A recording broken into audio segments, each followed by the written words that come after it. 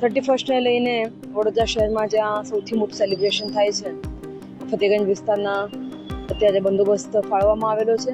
અત્યારે હાલમાં તો સંખ્યા ઘણી ઓછી છે, પરંતુ 12 વાગ્યા સુધી જનસંખ્યા છે જે અહીંયા 31ની ઉજવણી માટે ભેગી થશે.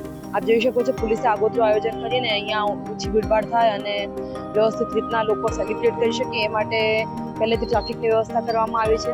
આ ઉપરાંત 31ને ધ્યાને રાખીને પીધેલાના અને ડ્રંક ડ્રાઇવિંગના કેસો ચાલી રહ્યા છે, ચેકપોસ્ટો એલર્ટ છે અને સાથે સાથે ટ્રાફિકની પણ વ્યવસ્થા કરવામાં આવી છે જેથી શહેરમાં ટ્રાફિક જામ ન થાય.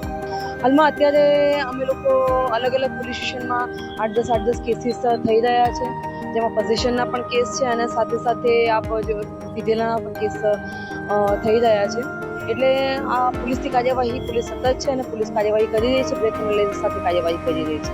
ફતેગંજ છે બીજા કયા વિસ્તારોમાં જે સ્પોટ છે જે લોકો ભેગા થયા છે ત્યાં જ્યાં પણ ખાણીપીણીના વિસ્તારો છે, પછી જ્યાં આ રીતના ઈવા મોલ ટાઈપના જે નાના લોકેશનો છે જ્યાં લોકો ભેગા થતા હોય છે ત્યાં પણ પોલીસનો બંદોબસ્ત રાખવામાં આવ્યો છે.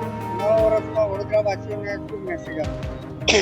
નવા વર્ષમાં વડોદરાવાસીઓને અમે મેસેજ આપીશું કે આપનું નવું વર્ષ ખૂબ જ મંગલદાયી રહે અને 2025માં જે આપણે ન કરી શકીએ એ તમામ 2026માં આપણે કરીએ અને ખૂબ જ આગળ પ્રગતિ કરતા રહીએ.